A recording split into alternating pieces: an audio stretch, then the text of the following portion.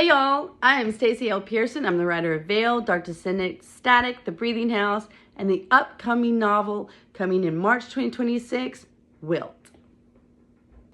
I am so honored and thrilled and completely excited to be talking to you guys today about how to write a horror for the Writers Workout Conference of 2026 that you can catch in March. I'm going to be covering 3 topics that I believe is the most important thing when you are writing a horror novel. And I incorporate them every single day. It's going to be fear, setting and atmosphere, and belief. Let's start with fear. F-E-A-R. 4 simple little letters, 1 huge word. Find a fear, extend the fear, awaken the fear, and get your readers ragged. Let's start with F, find a fear. Now, when I'm finding a fear, I will have to say that I do a little research. I have talked to people before I started writing, and then since I have begun writing, I've noticed that one thing just completely gets everyone every time. Attics. The creepy spaces in attics. Now that I know that I'm going to go with that, I got to come up with a character. So let's just go with, right now, Mari. I like the name. So Mari is, 20-something years old, doing her 9 to 5 at, FedEx. And, well, she lives alone. She also lives in one room where there's an attic door. Find a fear. Attics. Now we're going to extend her fear. Now by extending the fear, I mean not with Mari, but with the fear itself. So with the attic, we're going to give it an extra story, which means it now becomes a huge character in it. So it's either a witch lives up there, the darkness is eating itself, which means that it engulfs anything it sees, and it's going to just make it darker and darker where, when you can't see your hand in front of your face, well, this time you're not even going to be able to feel anything, or will you? And I'm also thinking that I would give it a story also that maybe a Frogger is living in there. FYE, for those who don't know what a Frogger is a person who lives inside the walls or the attics of your home while you live there. And they come out when you're either 1 at work or 2 possibly asleep. Now, I've done a lot of research on this, and I've talked to a few people, and believe me, one thing they have said that they thought their house was haunted. So, FYE for the future, a Frogger is a person that lives in your house who you might think is maybe not there and your house is haunted. That's a story for another time. So now that we have found a fear and we've extended the fear, now it's time to awaken the fear in Mari. And this is by doing simple little things that are visual and sensory for her, such as she could have had a stressful day at FedEx and she's trying to sleep it off. And she has a fan that is sliding back and forth, and we hear that it's making her feel comfortable and she's going to sleep. But then she feels something crawling on her bed. It awakens her. She doesn't know what it is, but it's getting heavier and heavier as it comes closer to her body, up her knees, going to her thighs. She reaches over, slams, turns on the light, looks around, nothing. She even flips off her blankets. There's nothing around her. And then she remembers she lives alone and she has no pets. Not even the fan can move and make that noise. Now, this is where you can decide she could blow it off, or she's just so tired that she's just imagining her mind's tired. So she'll go back to sleep. But give her another chance. I like this one's one of my favorites is that Mari's coming out of the shower. It's so foggy in there. The steam is making it foggy. She sees something, but then again, she could be late for work. She could be getting ready to go on a night out with the girls. I like that.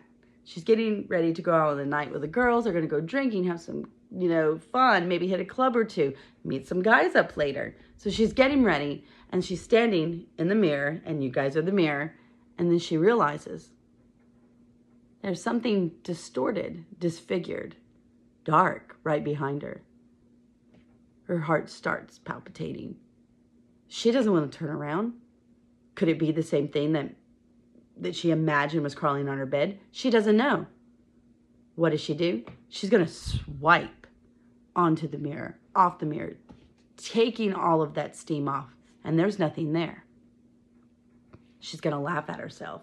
But that doesn't mean that she's going to forget, because it's already awakened. It's awakened also by when she hears little footsteps right above her. And she knows that it is not a duplex and it is not an apartment building like that. There's no one above her. She's above someone else. Or in the house, it's not a two-story. You just have to build the story for Mari in order to be able to awaken it. So, we have found Mari's fear, attics.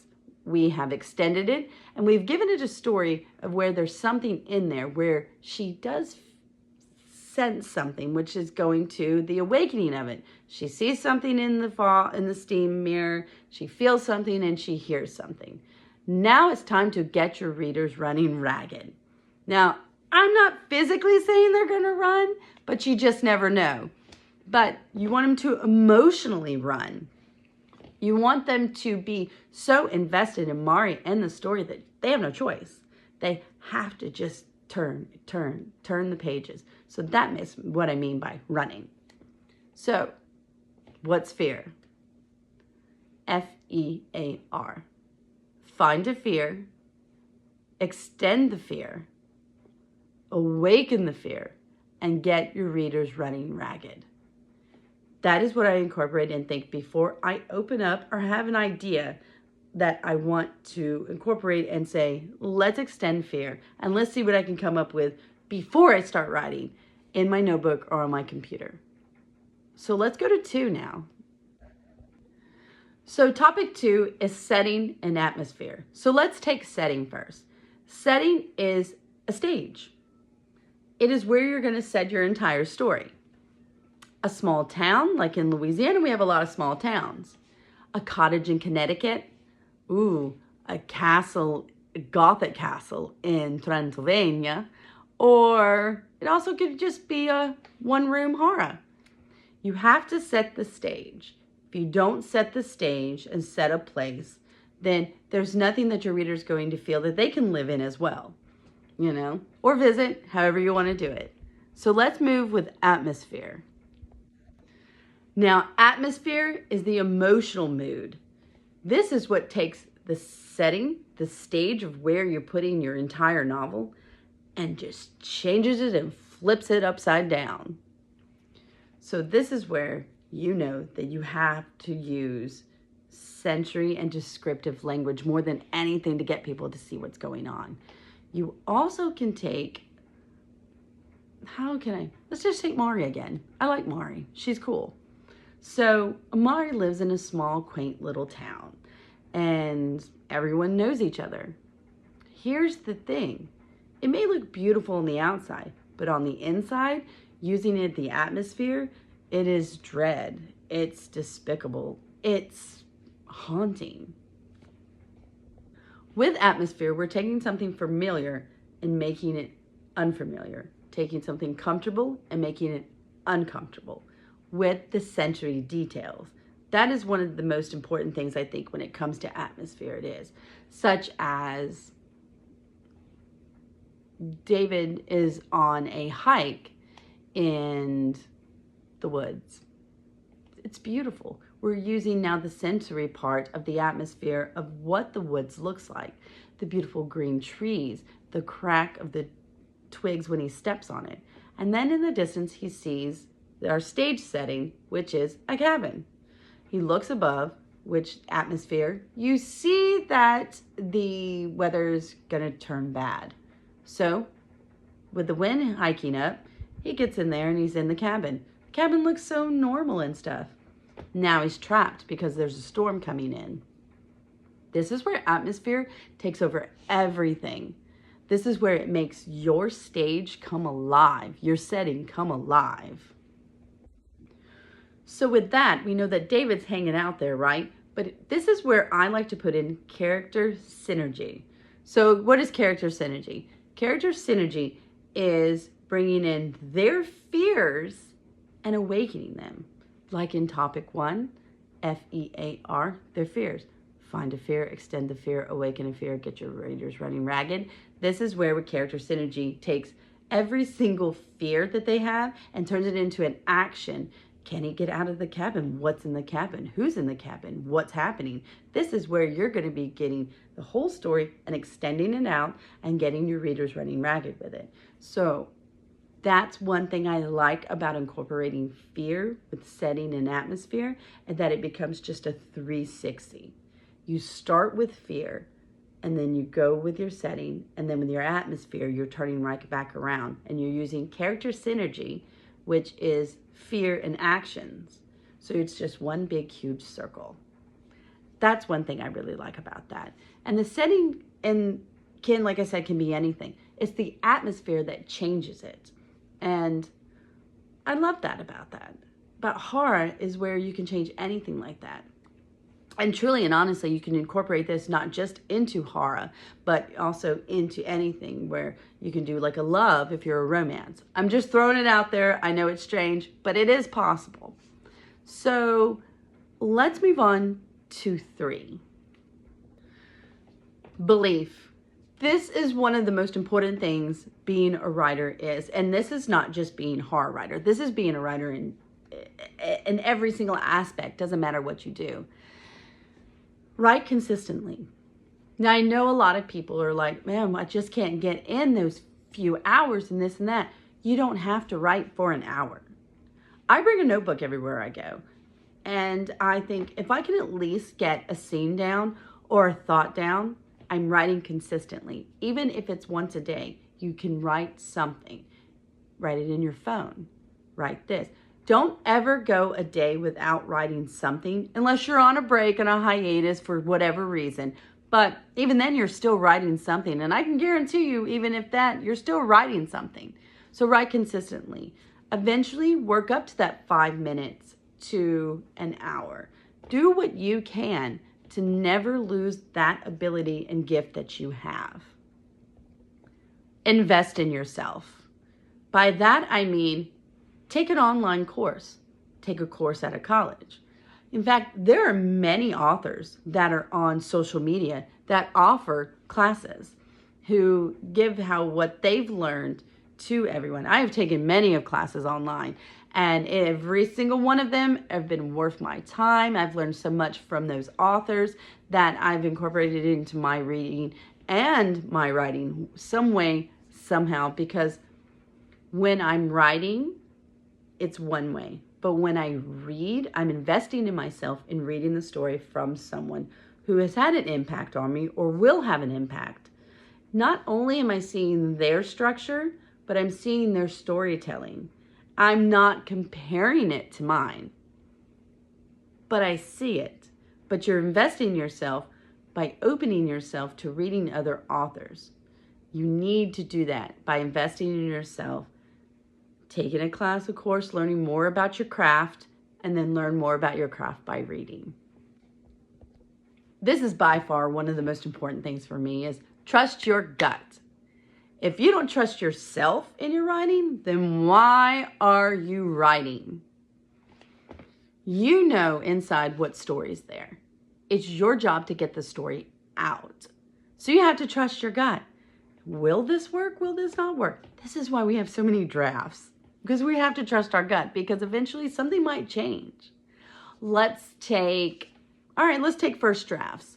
You're literally throwing every single thing you know into that story. It could be a 300,000 word story. It could be a $70,000 story. I mean, it could be, well, we would hope for a $70,000 word story. I pray that you change that to 70,000.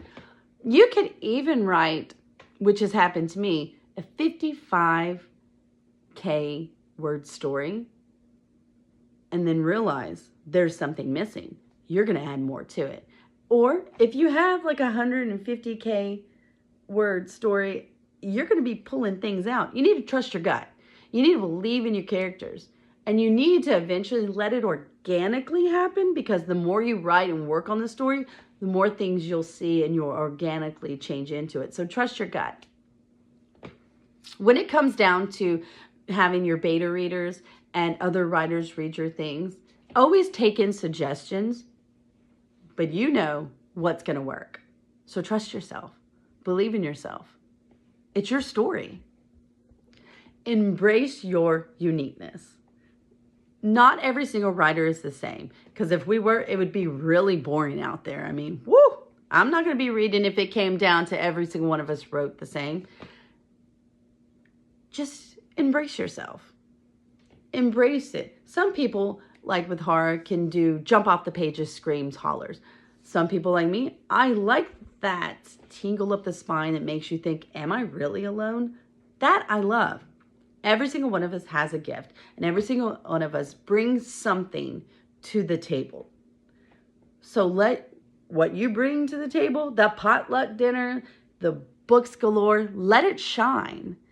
Don't dim your light for anything. Bring it out. Bring your uniqueness. If you like gore, write about gore.